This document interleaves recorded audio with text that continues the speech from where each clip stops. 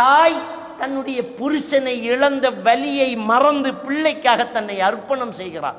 இப்படியெல்லாம் இங்கே இருக்கக்கூடிய பெற்றோர்கள் என்ன சாதாரணமாக நிற்கிறார்களா? இந்த பிள்ளைக்காகத்தானே ஓடுகிறார்கள், வேலை செய்கிறார்கள். தூங்க முடிகிறதா? சாப்பிட்டு விட்டு பகலெல்லாம் தூங்க ஆசை இருக்காதா? ஆனால் ஓட வேண்டும் வேலைக்கு, இந்த பிள்ளைகளுக்கு சேர்க்க வேண்டும், அடுத்த மாதம் சீட்டு கட்ட வேண்டும், வளவு துண்டு வாங்க வேண்டும், காணி ஒன்று எடுக்க வேண்டும், கல்லிலோடு பறிக்க வேண்டும் என்று ஓடி தெரியக்கூடிய பெற்றோர்களுடைய வலி எந்த பிள்ளைகளுக்கு தெரிகிறது? சாதாரணமாக காதலித்து விடுகிறார்கள். இன்றைக்கு இந்த கலாச்சாரம் அதிகமாக இருக்கிறது. சென்ற கோவிட்-19 பாழாப்போன ஜூம் கிளாஸை ஆரம்பித்து விட்டார்கள். கல்வியாளர்கள் என்று சொல்லக்கூடிய முட்டாள்தனமானவர்கள் என்றுதான் நான் தெளிவாக சொல்வேன். இந்த ஜூம் கிளாஸ் ஆரம்பித்ததுக்கு பிறகு இழந்து போன கற்புகள் எத்தனை தெரியுமா? ஓடிப்போன சோடிகள் எத்தனை தெரியுமா? அந்நியர்களோடு 2 மாதத்தில் 62 பேர் அந்நியர்களோடு ஓடி இருக்கின்றார்கள் என்றால் எப்படி இதை ஏற்றுக்கொள்வதை சிந்தித்து பாருங்கள். திருநாள் தினத்திலே நல்ல உடை உடுத்து குடும்பங்களை எல்லாம் போய் சந்தித்து குதூகலமாக இருந்து ஒரு நாள் பத்தாது இன்னொரு நாளும் சந்தோஷமாக இருக்க வேண்டும் என்று நம்மெல்லாம் இங்கே ஊரிலே கும்மாளம் அடிக்கிறோம்.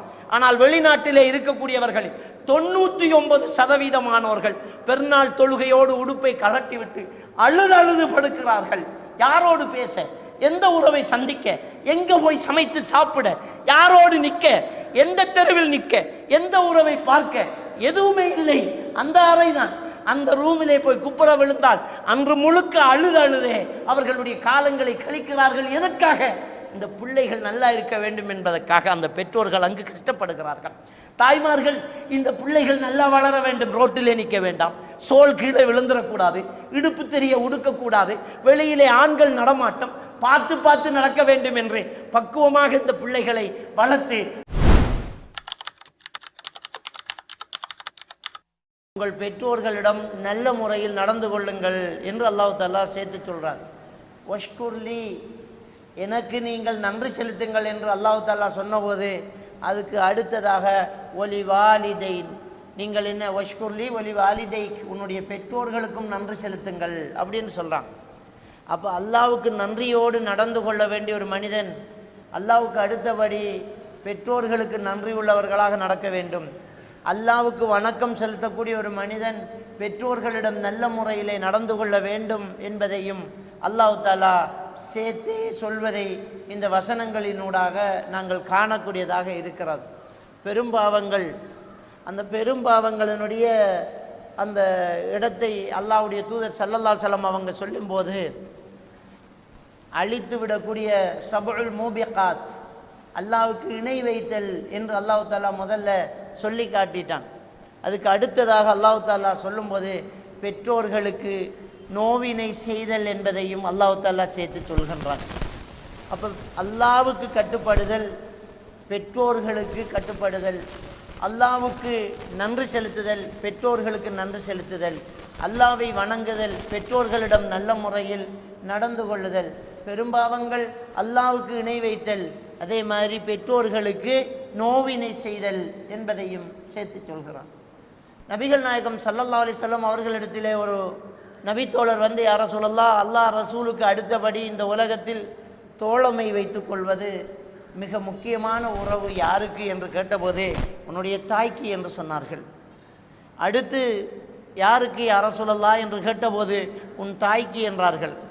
அதுக்கு அடுத்தது யாருக்கு என்று கேட்டபோது உன் தாய்க்கு, அதுக்கு அடுத்தது யார் என்று கேட்டபோது உன் தகப்பனுக்கு என்று சொன்னார்கள். ஆக இந்த உலகத்தில் பிறந்திருக்கக்கூடிய நாம் மிக மிக நன்றி கடன் பட்டிருக்கிறோம்.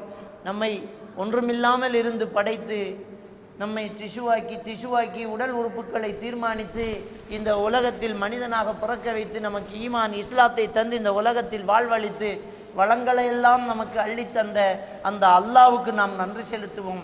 அல்லாஹ்வுக்கு இணை வைக்கக்கூடாது, அல்லாஹ்விடம் நன்றி உள்ளவனாக இருக்க வேண்டும்.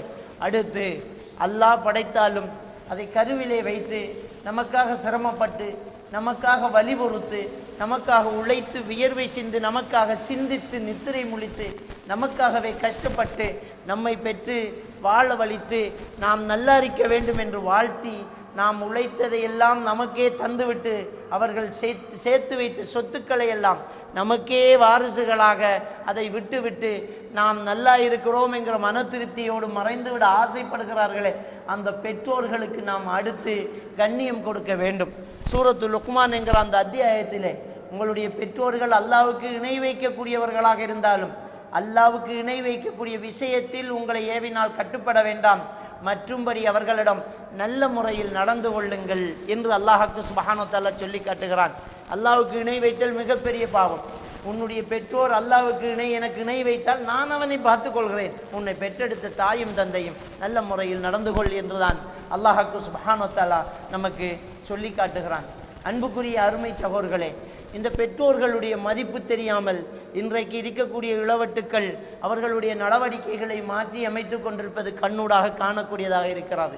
பொதுவாக இந்த திருமணத்தை பொறுத்த வரைக்கும் ஒரு பெண் திருமணம் முடிப்பதாக இருந்தால் கண்டிப்பாக ஒலிகாரருடைய சம்மதம் தேவை என்பதை நபிகள் நாயகம் ஸல்லல்லாஹு அலைஹி வஸல்லம் அவங்க சொல்லி காட்டுறாங்க.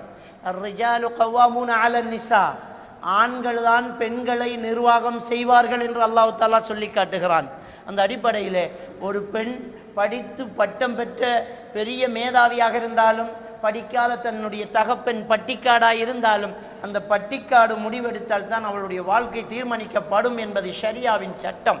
லா நிக்காஹ இல்லா பி ஒலியின், ஒலிகாரருடைய சம்மதம் இல்லாமல் திருமணம் செல்லுபடியாகாது என்றார்கள்.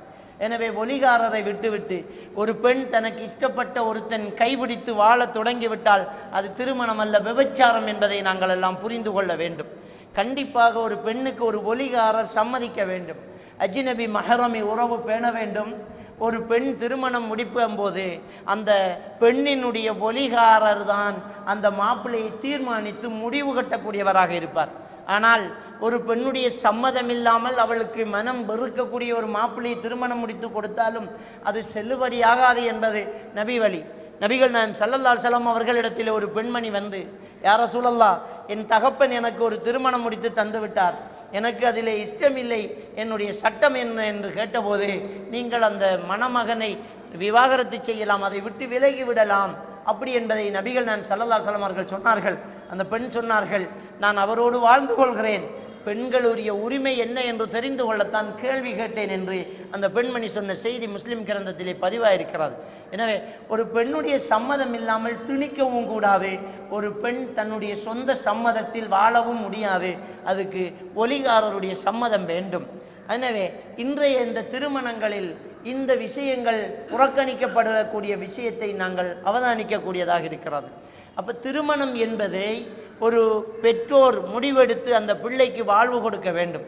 குறிப்பாக பெண் பிள்ளைகள், அந்த பெண் பிள்ளைகளுக்கு அந்த பெண்ணை பெற்று அந்த தகப்பன் முடிவெடுப்பார், அவர்தான் ஒரு மாப்பிள்ளையை தீர்மானிப்பார். ஏன் அல்லாஹ் தஆலா இந்த ஷரியாவின் சட்டத்தில் இதை வைத்திருக்கிறான் என்றால், ஒரு பெண்ணால் ஒரு ஆண்மகனை தேர்வு செய்யும் போது முழு விடயங்களையும் முற்றுமாக அறிந்து கொள்ள முடியாது, அது அசாத்தியமான ஒரு விடயமாகும். அல்லது ஏதாவது ஒரு விடயத்தை மட்டும் வைத்துக்கொண்டு அதற்காக விரும்புகிறேன், என்னால் அவனை திருத்த முடியும் என்று நம்பிக்கை கொள்கிறார்கள். ஒரு சிலர் சொல்வார்கள், அவர்கிட்ட தொழுகை இல்லை, நான் திருத்துவேன், அவரிடம் சிகரெட் பாவனை இருக்கிறது, தூள் பாவனை இருக்கிறது, அவர் விற்றென்று சொல்லி இருக்கிறார் என்றெல்லாம் சில பெண்கள் சொல்லி தான் தோன்றித்தனமாக முட்டாள்தனமாக நெருப்பிலே விழக்கூடிய விட்டில் பூச்சிகளை போன்று திருமண வாழ்க்கைக்குள் நுழையக்கூடிய சம்பவங்களை எல்லாம் கேள்விப்படுகிறோம். அன்புக்குரியவர்களே, நபிகள் நாயகம் ஸல்லல்லாஹு அலைஹி வஸல்லம் அவர்கள் அவருடைய சொந்த சாச்சாவுக்கு ஹிதாயத்து கொடுக்க முடியாமல் போய்விடுகிறார்கள். அவருக்கு கலிமா சொல்ல சொல்லி கெஞ்சுகிறார்கள், நீங்கள் இந்த கலிமாவை சொல்லுங்கள், குல் லா இலாஹ இல்லல்லாஹ் கலிமத்துன் உஹாஜ்ஜு பிஹா யௌமல் கியாமா இன்தல்லாஹ், அல்லாஹ்விடத்தில் இந்த வார்த்தை வைத்து நான் உங்களுக்காக வாதாடுவேன், இந்த கலிமாவை சொல்லுங்கள் சொல்லுங்கள் என்று கெஞ்சினார்கள். அவர் சொல்லவில்லை. பக்கத்தில் இருந்த அப்துல்லா இப்னு உபை இப்னு என்பவரும் அதே மாதிரி அபுஜஹிலும் என்ன செய்கிறார்கள் என்று சொன்னால், அந்த அபு தாலிபிடம் நீங்கள் உங்களுடைய மூதாதையருடைய மார்க்கத்தை விடப் போகிறீர்களா, அப்துல் முத்தலிபுடைய மார்க்கத்தை விட்டு போக போகிறீர்களா என்று நெச்சரித்த போது அவர் என்ன செய்கிறார், நான் அப்துல் முத்தலிபுடைய மார்க்கத்திலேயே தான் இருக்கிறேன் என்று அவர் மரண நேரத்தில் கலிமாவை மறுக்கிறார். அல்லாஹ் தஆலா திருக்குர்ஆன் வசனத்தை இறக்கிறான், இன்னக லா தஹ்தி மன் அஹ்பப்த, நபியே நீங்கள் விரும்பியவர்களுக்கு உங்களுக்கு ஹிதாயத்து கொடுக்க முடியாது என்றாலும் அல்லாஹ் அவன் நாடியவர்களுக்கு ஹிதாயத்து கொடுக்கிறான். ஹிதாயத்து பெறக்கூடியவர்கள் யார் என்பதை அல்லாஹ் தான் நன்கு அறிகிறான் என்று அல்லாஹ்வுக்கு சுப்ஹானஹு வ தஆலா அவனுடைய திருமறை வசனத்தை இறக்குகிறான். எனவே அன்புக்குரிய இஸ்லாமிய சகோதரர்களே, இன்றைக்கு பெற்றோர்கள் எதையும் பார்ப்பார்கள், எல்லாவற்றையும் தேடுவார்கள் என்பதை பிள்ளைகள் மறந்து விடுகிறார்கள். அவர்களிடம் ஹாய் சொன்னார்கள், ஹை லவ் யூ சொன்னார்கள், கையை வெட்டினார்கள், காத்து நின்றார்கள், அவர்களுக்காக ரோட்டிலே நின்றார்கள், சுத்தினார்கள், உனக்காக என் உயிரை கொடுப்பேன் என்றார்கள், ஆறு உயிரை என்றார்கள் என்பதற்காக 1 மாதம் 2 மாதம் பழகிய ஒரு ஆணோடு ஓடி போகக்கூடிய பெண்களை நாங்கள் பார்க்கிறோம். உலகத்திலே மிகப்பெரிய ஒரு அநீதியான ஒரு விஷயம் இருக்குமாக இருந்தால் காதலித்து இன்னொரு ஆண்மகனோடு ஓடி போகக்கூடிய பெண்ணாகத்தான் நிச்சயமாக அது இருக்க முடியும். காரணம், அவர்கள் அல்லாஹ்வுக்கு அடுத்தபடி செய்யக்கூடிய பெரும் பாவத்தை செய்கின்றார்கள். பெற்றோர்களை நோவினை செய்கிறார்கள். அவர்கள் நன்றி கெட்டவர்களாக நடக்கிறார்கள். கருவிலே சுமந்து யார் என்று முகம் தெரியாத நேரம் நேசித்த ஒரே ஒரு உறவு நம்முடைய பெற்றோர்கள் என்கிற அந்த உறவுகள் மட்டும்தான். நாம் கருவிலே உண்டாகும் போது பிள்ளை வயிற்றிலே என்ற ஒரு சொல் மட்டும்தான். ஆண் பிள்ளையா பெண் பிள்ளையா, கருப்பா சிவப்பா, குருடா செவிடா, நல்லதா கெட்டதா எதுவுமே தெரியாமல் பிள்ளை பிள்ளை பிள்ளை என்று தகப்பன் தலையிலையும் தாய் வயிற்றிலையும் சுமங்குற ஒரு பாசத்தை பார்க்க வேண்டும் என்றால் அது பெற்றோர்களிடம் மட்டும்தான் பார்க்க வேண்டும். அந்த பிள்ளைக்காக இதை சாப்பிடக்கூடாது, இந்த பிள்ளைக்காக இதையெல்லாம் சாப்பிட வேண்டும், குனிந்து நிமிரக்கூடாது, இப்படி தூங்கக்கூடாது, இதை செய்யக்கூடாது, இதைத்தான் செய்ய வேண்டும் என்று பார்த்து பார்த்து நம்மை வளர்க்கிறார்கள். ஆனால் இன்னும் முகம் பார்க்கவில்லை. நமக்காக பெற்றோர்கள் எவ்வளவு தியாகம் செய்கிறார்கள். வெளிநாட்டிலே, அந்த அரபு தேசத்திலே கடல் கடந்து போய் எனக்கு ஒரு பிள்ளை வயிற்றில் வந்துவிட்டது, பிள்ளை இருக்கிறது, இன்னொரு பிள்ளை வளர்ந்து கொண்டிருக்கிறது, இந்த பிள்ளைக்கு சொத்து சேர்க்க வேண்டும் என்று இந்த பெற்றோர்கள் எல்லாம் வெளிநாட்டிலே போய் பாசத்துள்ள தாயை தகப்ப அந்த மனைவியை பிரிந்து இருக்கிறார்கள். அவர்களுக்கு இருக்கக்கூடிய உணர்ச்சிகளையும் அவர்களுக்கு இருக்கக்கூடிய ஆசைகளையும் அப்படியே அடக்கிவிட்டு பிள்ளைகள் நல்லா இருக்க வேண்டும் என்பதற்காக கடல் கடந்து போய் வேலை செய்யக்கூடிய பெற்றோர்கள் ஒரு இடுக்கு உருவமிலே, ஒரு அடுக்கு கட்டிலே கஷ்டப்பட்டு தூங்குவது இந்த பிள்ளைகளுக்கு தெரியாது. அங்கே என்ன வேலை செய்கிறார்கள், எவ்வாறு வெயிலிலே கிடக்கிறார்கள், குளிரிலே எவ்வாறு நடுங்குகிறார்கள், சாப்பிடுகிறார்களா, சாப்பாடு வயிறு நிறைய கிடைக்கிறதா, இஷ்டப்படி அவர்கள் வாழ்கிறார்களா என்பதெல்லாம் தெரியாது. ஆனால் அவர்கள் இந்த பிள்ளைக்காக அந்த தியாகம் செய்கிறார்கள். பெருநாள் தினத்திலே நல்ல உடை உடுத்து குடும்பங்களை எல்லாம் போய் சந்தித்து குதூகலமாக இருந்து ஒரு நாள் பத்தாது இன்னொரு நாளும் சந்தோஷமாக இருக்க வேண்டும் என்று நம்மெல்லாம் இங்கே ஊரிலே கும்மாளம் அடிக்கிறோம். ஆனால் வெளிநாட்டிலே இருக்கக்கூடியவர்கள் 99% பெருநாள் தொழுகையோடு உடுப்பை கலட்டிவிட்டு அழுது படுக்கிறார்கள். யாரோடு பேச, எந்த உறவை சந்திக்க, எங்க போய் சமைத்து சாப்பிட, யாரோடு நிற்க, எந்த தெருவில் நிற்க, எந்த உறவை பார்க்க எதுவுமே இல்லை. அந்த அறைதான், அந்த ரூமிலே போய் குப்புற விழுந்தால் அன்று முழுக்க அழுதே அவர்களுடைய காலங்களை கழிக்கிறார்கள். எதற்காக? இந்த பிள்ளைகள் நல்லா இருக்க வேண்டும் என்பதற்காக அந்த பெற்றோர்கள் அங்கு கஷ்டப்படுகிறார்கள்.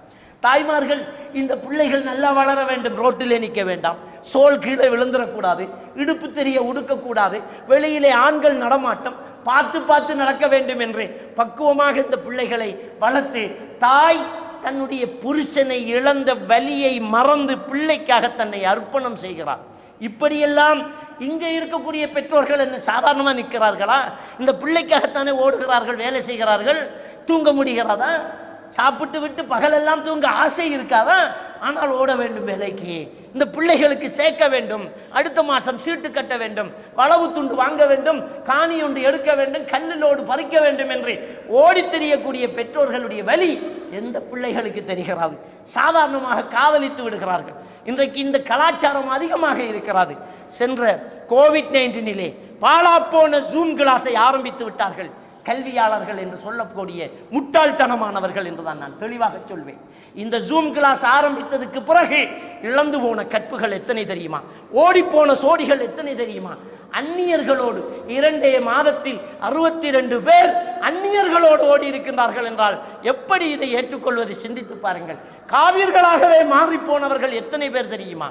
காதல் காதல் என்று இந்த பெற்றோர்களை கசைக்கு புளியக்கூடிய இந்த பிள்ளைகள் செய்யக்கூடிய துரோகம் அல்லாஹ்வுக்கு இணை வைக்கிறதுக்கு அடுத்தபடி இருக்கக்கூடிய பெரும் பாவம். சகோதரர்களே, நன்றி கட்ட தனம் என்று ஒன்று இருந்தால் அது இந்த காதலித்து ஓடி போகக்கூடிய இந்த செயலாகத்தான் இருக்கும். சகோதரர்களே, கண்டிப்பாக அல்லாஹ் சோதிப்பான்.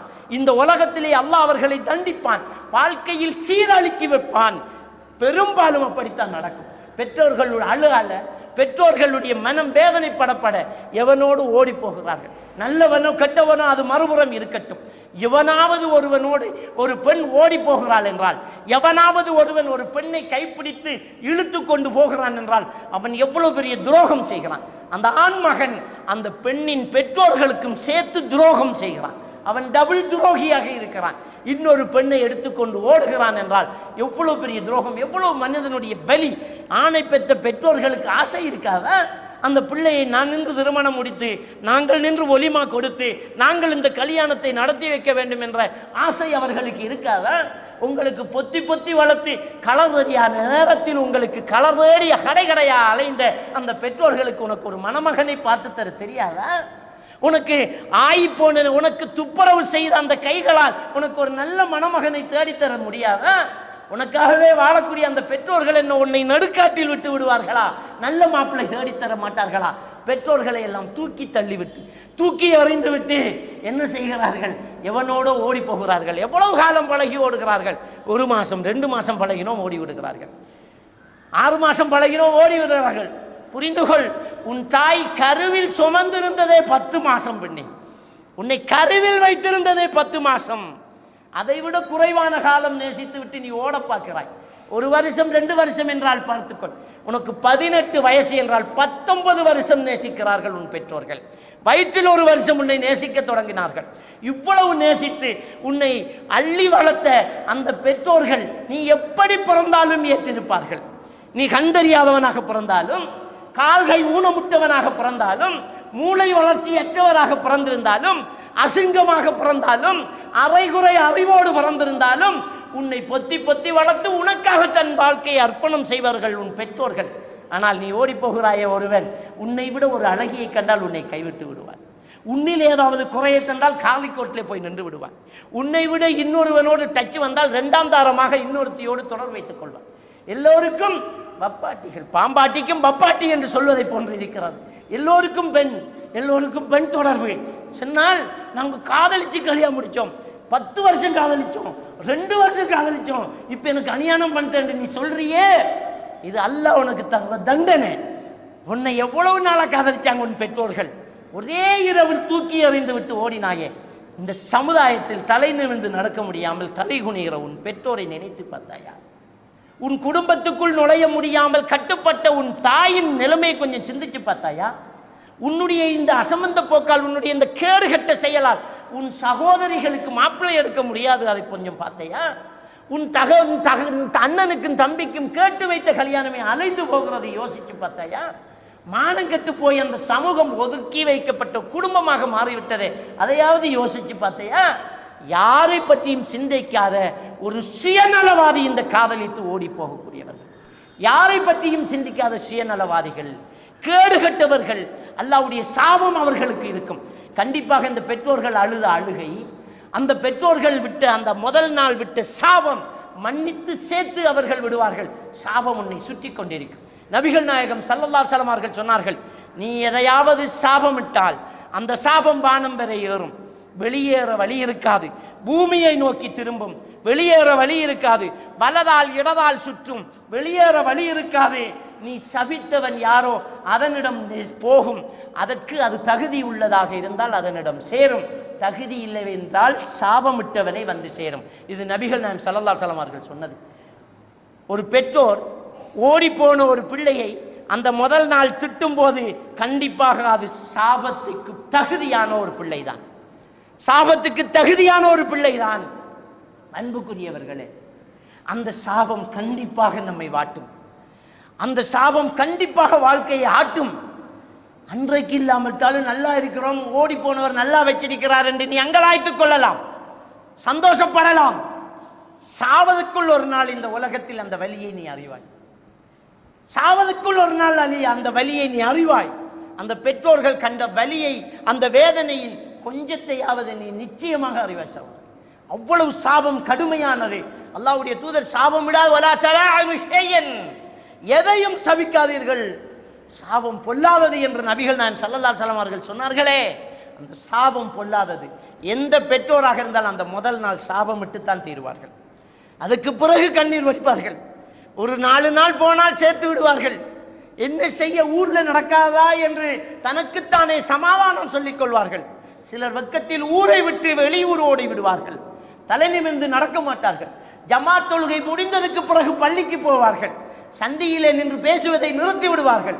குடும்பத்துக்குள் சிக்கல் வந்தால் தலைமை தாங்கக்கூடியவர்கள் எல்லாம் காணாமல் போகிறார்கள்.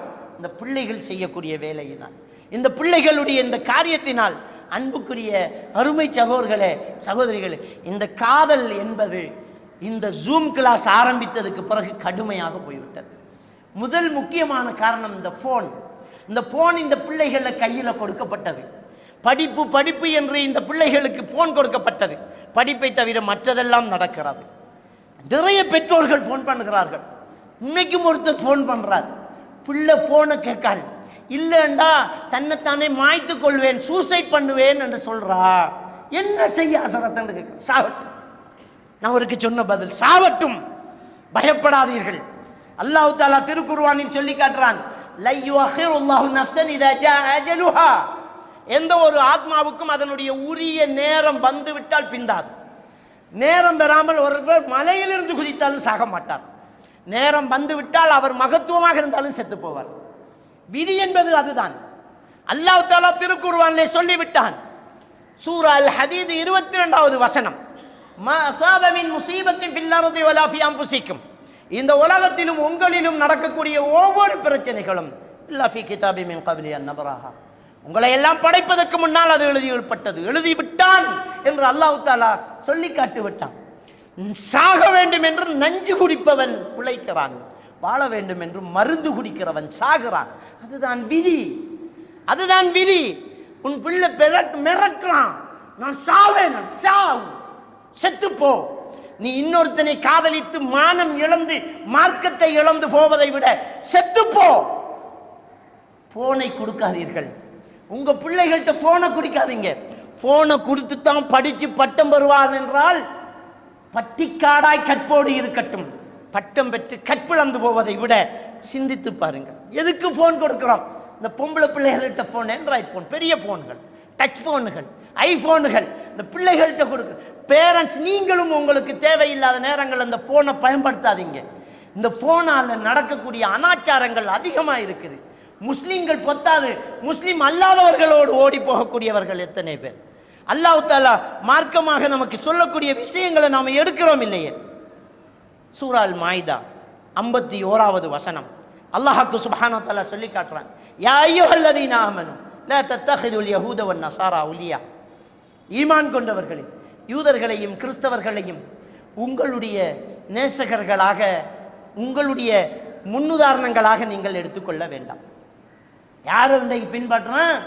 யூத கிறிஸ்தவர்களை பின்பற்றிட்டு இருக்கோம். அவங்க போட்டதான் ஸ்டைல், அவங்க வெட்டினதான் முடி. நீ யாரை எடுக்கிற? அல்லாஹ் குர்ஆன்ல என்ன சொல்றான்? யூத கிறிஸ்தவர்களை நீங்க என்ன செய்யலாம்? உங்களுக்கு பாதுகாவலர்களாக ஏற்றுக்கொள்ள வேண்டாம். எப்படி முடி வெட்டுறான் பிள்ளை? எப்படி முடி வெட்டுறான்? வளைச்சி வலிச்சு மேல முடிய வைக்கிறான். இதற்கு பெற்றோர்கள் காசு கொடுக்குறாங்க. ஒரு பெற்றோர்களுடைய கையால் ஆகாததான இன்றைக்கு பிள்ளைகளுடைய தலையில தெரியுது. அட்லீஸ்ட் மயிரை வெட்டுறதுல கூட ஒரு தகப்பனால கட்டுப்படுத்த முடியாத கையால் ஆகாத தனம் இன்றைக்கு இருக்குதுண்டா. எப்படி போன பறிக்க போறீங்க? ஒரு பிள்ளை மயிறு வெட்டுறதுலேயே ஒரு தாய் தகப்பனுக்கு கை வைக்க இல்லாம போகுது. ஏண்டா இப்படி முடி வெட்டுறன்னு கேட்க முடியாத லட்சணம் இல்லாத பெற்றோர்கள் எப்படி பிள்ளை வளர்க்க போறீங்க? பிள்ளைகள் வளர்க்கல, பிள்ளைகள் வளருது. பிள்ளைகள் பெற்றோர்களை வளர்க்குறாங்க, பெற்றோர்கள் பிள்ளைகளை வளர்க்கல. ஆவுண்டா 119 பயங்காட்டி வச்சுக்கிறான். ஆவுண்டா சட்டம் போட்டு. நம்ம கலாச்சாரத்தை சொல்றது நம்முடைய கடமையா இல்லையா? நம்முடைய நாட்டினுடைய ஜனநாயக சட்டமே நம்முடைய மதத்தை பின்பற்றுவதற்கு, நம்முடைய பிள்ளைகளுக்கு வழிகாட்டுறது தானே. நம்ம பிள்ளைகள் நம்முடைய கலாச்சாரத்தை பின்பற்றதுக்கு நம்ம சொல்லிக் கொடுக்கணுமே. நீங்க சின்ன பிள்ளைய தூக்கி வச்சு 1 வயசு பிள்ளைக்கு கெப்கட்டு வெட்டுங்கன்னு சொன்னா அவன் 9 வயசாகி 10 வயசாகி 19 வயசாகும் போது தடுக்க முடியுமா? சின்ன வயசுலேயே மார்க்கத்தை சொன்னீங்களா? சின்ன வயசுலேயே இஸ்லாத்தை சொன்னீங்களா? மயிறு வெட்டுறதுலேயே நமக்கு தலையிட முடியாம போகுது. அப்புறம் எப்படி நம்ம போனை பறிக்கிறது? அல்லாஹ் தஆலா சொல்றான், யூத கிறிஸ்தவர்களை உங்கள் பொறுப்புதாரிகளாக இருக்க வேண்டாம். பாதுஹும் அவுலியா பாத். உங்களை எதிர்க்கிற விஷயத்தில் அவர்களுக்குள் எதிரிகளாக இருந்தாலும் சமாதானமாகிக் கொள்வார்கள். நம்மளை எதிர்க்கிறதுக்கு அவன் 2 பேரும் கையை கோத்துக்குவான். அவர்களை உங்களில் யாராவது பின்பற்றினால் கண்டிப்பாக அவர்களை சார்ந்தவர்கள்தான். இன்னல்லாஹ லா யஹ்தி கௌமல் ஸாலிம், நிச்சயமாக அல்லாஹ் தஆலா அநீதி செய்யக்கூடிய சமூகத்துக்கு நேர்வழி காட்ட மாட்டான் என்கிறான். சூரா அல் முஜாதலா 22வது வசனம் அல்லாஹ் தஆலா சொல்லி காட்டுறான். லா தஜிது கௌமன் யுமினூன பில்லாஹி வல் யௌமில் ஆகிர் யுவாதுன மன் ஹத்தல்லாஹு வ ரசூலஹு.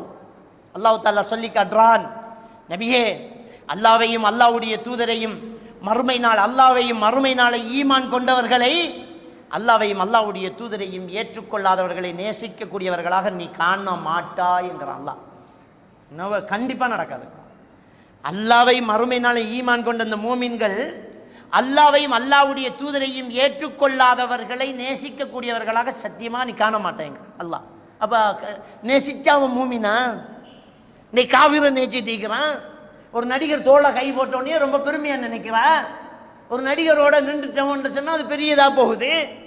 ஒரு காவிரை நேசிக்கிற, ஒரு காவிரோட ஓடி போக பார்க்கிற, காதலிக்கிறாங்க.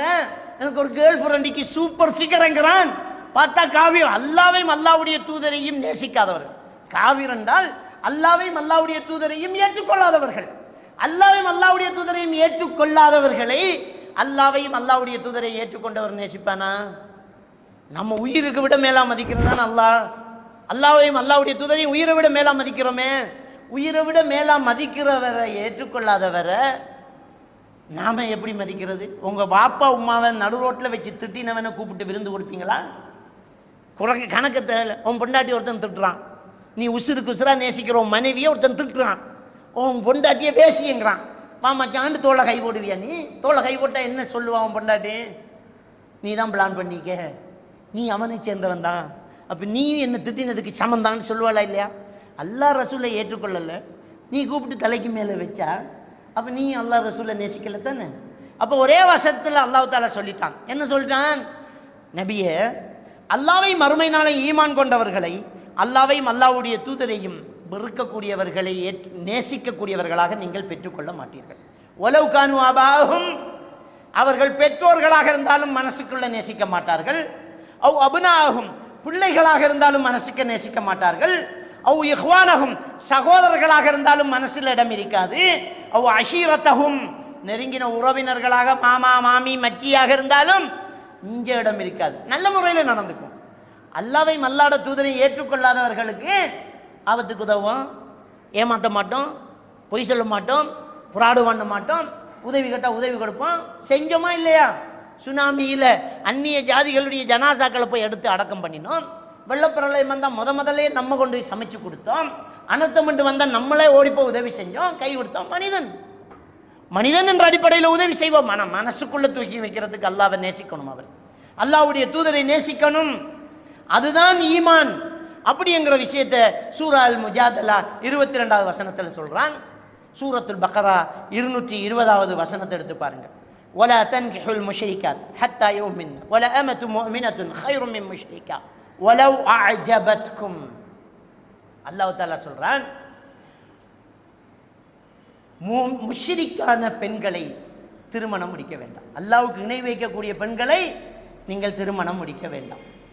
அவங்க ஈமான் கொள்ளாத வரையில் முஷ்ரிக்கான பெண்களை திருமணம் முடிக்க வேண்டாம். ஈமான் கொண்டா அது வேற விஷயம். ஈமான் கொள்ளாமல் நீங்கள் முடிக்க வேண்டாம். சிலர் முடிச்சு களிமா சொல்லி கொடுக்குற, களிமா சொல்லி அவள் இஸ்லாத்துக்கு வந்துட்டா கல்யாணம் முடி. சிலர் சொல்லுவாங்க, நான் விரும்புகிறோம் அவர் இஸ்லாத்துக்கு வாரண்டுட்டார், வரட்டும், வாழ்ந்து காட்டட்டும், அதுக்கு புறவு முடி. அப்போ அவர் ஈமான் கொண்டதுக்கு அப்புறம் தான் கல்யாணம் முடிக்கலாம், இல்லாமல் முடிக்க வேண்டாம். அவளை விட ஒரு மூமினான அடிமை உனக்கு சிறந்தவள்.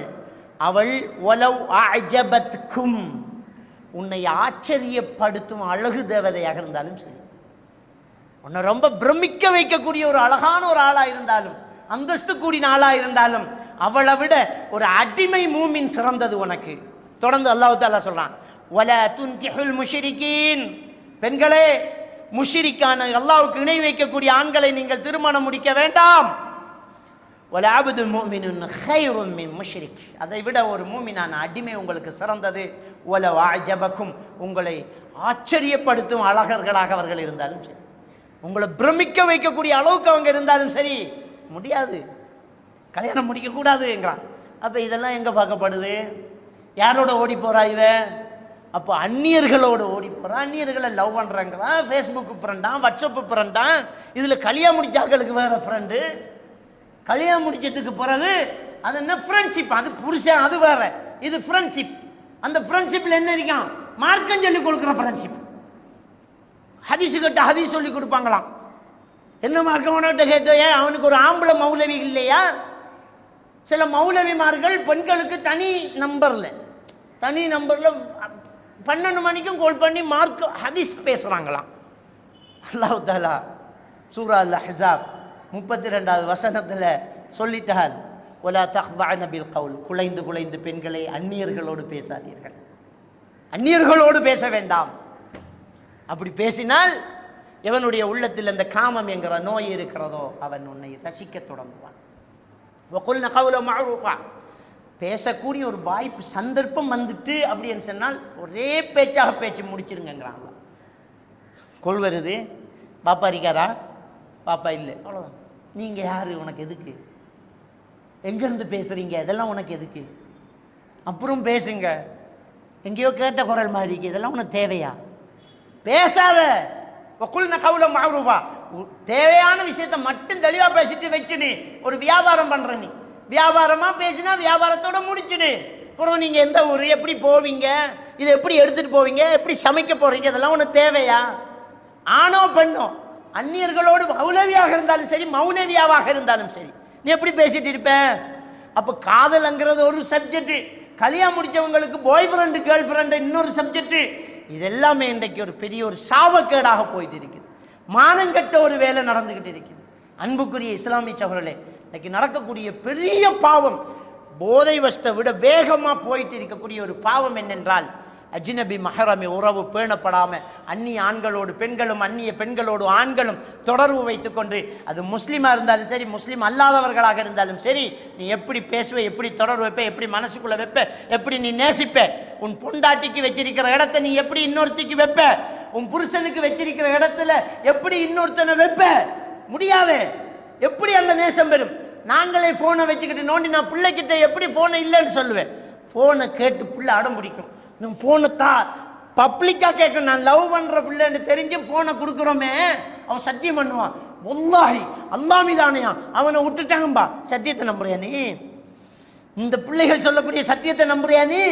இந்த சத்தியம் பண்ற 90 பேர் என்ன செய்யல, 100ல சத்தியத்தை உண்மையா பண்ணல. செய்யறதே பாவம் துணிஞ்சிட்டா சத்தியங்கிறதெல்லாம் அவளுக்கு ஒரு சின்ன விஷயமா போகும்.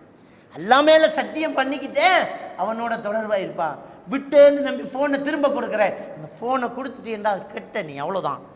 திரும்ப அந்த போன் அந்த பிள்ளைகள் மிரட்டுது, ஒட்டைக்குது, ஜன்னல்ல ஒட்டைக்குது, கதவை ஒட்டைக்குது, சத்தம் போட்டு கத்துது, பக்கத்து வீட்டுக்காரன் விரட்டுங்குது, மிரட்டுது, சூசைட் பண்ண போங்க, சாப்பிட மாட்டேங்குது, மயங்காதுங்க, சாக மாட்டான். 10 நாள் சாப்பிடாட்டியும் சாக மாட்டான். ஜன்னல்ல உடைக்காத, கையை உடைச்சிடு. ஜன்னல நீ உடைக்கிற, கையை உடைச்சு போடு, காலை கட்டி போடு. போன் இல்லாட்டி நான் சூசைட் பண்ணுவேங்கிறா, சத்து போகட்டும். அடக்கம் பண்ணா ஒரு நாள் அழுகையோட முடிந்து போகும். ஆனா மானங்கெட்ட விஷயம் செய்தால் இந்த ஊரே சேர்ந்து காவி துப்பும், கேவலமாகும். ஒரு விபச்சாரியாக அவள் போடுறாள். அவள் விபச்சாரம் செய்யறதை விட இப்படி எப்படி போனாலும் நரகம்தான். சிந்திச்சு பாருங்க. ஆனா சாக மாட்டாங்க, சாக மாட்டாங்க. ஏன் சாக மாட்டாங்க தெரியுமா? அல்லாஹ் சொல்லிட்டான், நேரம் பெறாம ஒருத்தர் உயிர் போகாது. அவக்கு அப்படித்தான் எழுதப்பட்டிருந்தா போவான். அதை நீ தடுத்தாலும் சூசைட் பண்ணும், நீ பிடிச்சாலும் சூசைட் பண்ணும், அது நல்லா இருந்தாலும் சூசைட் பண்ண, அது அப்படித்தான் எழுத்து. ஒரு மரத்தில் இருக்கிற இலை கூட அல்லாஹ்வுடைய நாட்டம் இல்லாம கீழே விழாது என்றால் இளவு அல்லாஹ்வுடைய நாட்டம் இல்லாம நடக்க போகுது. அல்லாஹ்வுடைய நாட்டத்தில் நடக்க போகுது. மிரட்டலுக்கு பயந்து பாவத்துக்கு துணை போகாதீர்கள். பிள்ளைகளிடம் ஸ்ட்ரிக்டா ரொம்ப கவனமா இருங்க. இதுக்கு முதலையே மார்க்கத்தை ஒழுங்கா சொல்லி கொடுத்திருந்தா, அஜ்னபி மஹரமி உறவு பேணி இருந்தால் இந்த அளவுக்கு பிரச்சனை நீடிச்சிருக்காது. பிள்ளைகள் படிக்கணும் படிக்கணும்னு ஆசைப்பட்டு எங்க கிளாஸுக்கு அனுப்புறோம்? அந்நியர்கள்கிட்ட போய் கிளாஸுக்கு அனுப்புறோம், முஸ்லீம்கள்கிட்டயோ முஸ்லீம் அல்லாதவர்கள்ட்டையோ கிளாஸுக்கு அனுப்புறோம், நைட் கிளாஸுக்கு அனுப்புறோம், தனியாக ஹோம்ஒர்க் செய்ய விடுறோம், குரூப் ஹோம்ஒர்க் செய்ய விடுறோம். எல்லாம் செஞ்சுட்டு ஓடி போனது பிறகு தான் தலையில் அடிச்சுக்கிறோம். அப்படி ஒரு மானங்கட்ட படிப்பு தேவையில்லை. பிள்ளைகள் மார்க்கத்தோடு இருந்தால் போதும், இஸ்லாத்தோடு இருந்தால் போதும். நம்முடைய நோக்கம் டிகிரி இல்லை சகோதரர்களே. நம்முடைய நோக்கம் சொர்க்கம். சொர்க்கத்துக்கு போகிறதா நம்முடைய நோக்கம். சொர்க்கம் போகிற நல்ல பிள்ளையா இருந்து டிகிரி முடித்தா பிரயோசனம் தான். கல்வி என்கிறது கலாச்சாரத்தை மிதிச்சுக்கிட்டு போன அந்த நாட்டுக்கு ஆபத்தானது. நாட்டுக்கு ஆபத்து. கல்வி என்கிறது கல்வி தேவை, நாட்டுக்கு கல்வி தேவை. நாட்டுக்கு கல்வி தேவை. அந்த கல்வி இறையச்சம் இல்லாத கல்வியா இருந்தால் அந்த கல்வியால தான் அந்த நாட்டை அழிக்கப்படுறான். இந்த குண்டு வைக்கிறவன் கல்வி நல்லா படிச்சவன், டைம் பாம்பு செட் பண்றான், அவன் குண்டு வைக்கிறான், டைம் பாம்பு செட் பண்றான், உலகத்தை அழிக்கிறான். அணுகுண்டு வைக்கானுன்னா அவனை போல யாரும் படிச்சில்லை, நல்ல படிப்பு அவன், ஆனா நாட்டை நாசமாக்குறான். அவன் இறையச்சம் உள்ள படிப்புள்ளவனாக இருந்தால், அல்லாஹ்வை பயந்து படித்தால் அவன் நாட்டை நாசமாக்கும். நம்ம பார்த்தோமே, ஒரு சின்ன பச்சை குழந்தை கிட்னியை காசுக்காக களவெடுத்த டாக்டர், அவன் படித்தவன். இந்த ஊரெல்லாம் ஒரு பட்டம் எடுத்துச்சே, பிடிக்க முடிஞ்சுட, எஸ்கேப், நாட்டை விட்டு போய்த்தான். படித்த டாக்டர், கிட்னி மாற்று சிகிச்சை செய்யக்கூடிய பிரபலமான ஒரு டாக்டர், ஒரு சின்ன பிள்ளோட கிட்னியை காசுக்காக களவெடுத்து வித்து போட்டு பை மிஸ்டேக்குங்கிற. என்னடா பை மிஸ்டேக்கு? நீ படிச்ச அதனால திருடின. இதை சாதாரணமான ஒருத்தன் சொல்லுவானா? ஆல்பர்ட் ஐன்ஸ்டீன் அன்று சொன்னான், மிகப்பெரிய கல்வியாளன், the science without religion is lamp என்று தான் சொன்னான். கலாச்சாரம், மார்க்கம் இல்லாத கல்வி, சயின்ஸ் முடமானது என்று தான் சொன்னான். அவ்வளவு உச்சகட்டத்தை அடைந்தவன் சொன்னான், அது முடமானது அப்படின்னு சொன்னான். கல்வியில உச்சகட்டத்தை அடைஞ்சவன் சொல்றான், இறையச்சம் இல்லாட்டி கல்வி நாசமாக்கும் என்று தான் சொன்னான். அன்புக்குரிய அருமை சகோதரர்களே, படிக்கணும் பிள்ளைகள், ஆனால் கலாச்சாரத்தை, மார்க்கத்தை விடக்கூடியவர்களாக பிள்ளைகளை நம்ம கைவிடக்கூடாது. அன்புக்குரிய அருமை சகோதரர்களே, இன்றைக்கி சமுதாயத்தில் விபச்சாரம் அதிகமாகிட்டு, ஆண் பெண் தொடர்புகள் கூடிக்கிட்டு, இந்த காதல் காதல் காதல் என்றுக்கிட்டு சீரழிஞ்சிட்டு போகிறதுல ஒரு முக்கியமான காரணத்தை முதல் உரையில் நான் சொல்லியிருந்தேன். நம்ம ஃபோனை கொடுக்குறோம், அஜினபி மஹரமி உறவு பேன்றம் இல்லை ஒன்று. இன்னொரு காரணம் ஒன்று இருக்குது, அது நாம் பெற்றோர்கள் விடக்கூடிய தவறு. நம்முடைய பிள்ளைகள் வயசுக்கு வரக்கூட கல்யாணம் முடிச்சு கொடுத்துரும். பொம்பளை பிள்ளையில் மட்டும்தான் அதை நினைக்கிறோம், ஆம்பளை பிள்ளையில் ஏன் நினைக்க மாட்டேங்கிறோம். அவன் அனுபவிக்க வேண்டிய வயசில் அவன் அனுபவிச்சுட்டு போகணும். ஆணோ பெண்ணோ அந்த வயசு வரக்கூட நம்ம அந்த பிள்ளைகளுக்கு கல்யாணம் முடிச்சுக்கோ. ஏன்னா அந்த வயசுல இருந்தால் நாம் நமக்கு தெரியும் எவ்வளோ கஷ்டம்ன்றது.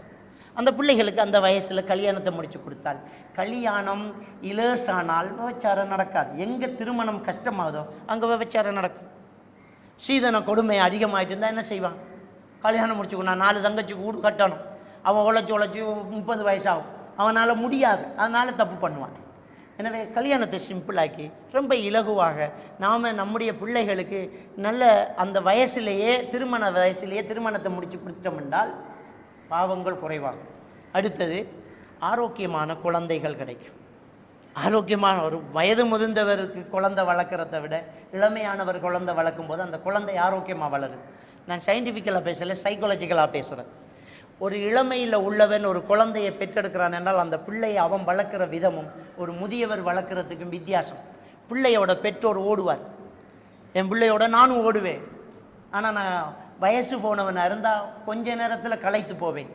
களைப்பு வழங்காது, போதும் கையை காலை கழுவு பா, இதுக்கு மேலே வேணாம்னு பிள்ளையை கண்ட்ரோல் பண்ணும். இப்போ நம்மட முடியாது இல்லை, நாம் என்ன நினைக்கிறோம், நமக்கு முடியாத வச்சு அதுக்கு முடியாதுன்னு நினைக்கிறோம். ஆனால் ஒரு இளமையிலேயே ஒரு தகப்பன் என்ன செய்வான், அவன் குழந்தையோடையே விளையாடுவான், ஓடுவான், அதுக்கு மேலே நிற்பான். அவனால் குழந்தைய ஆரோக்கியமாக வளர்க்க முடியும். இது விளையாட்டில் மட்டும் இல்லை, எல்லா விஷயத்திலையும் தான் வினையாகாமல் இருக்கும். இளமையில் திருமணம் என்பது ஆரோக்கியமானது தான்.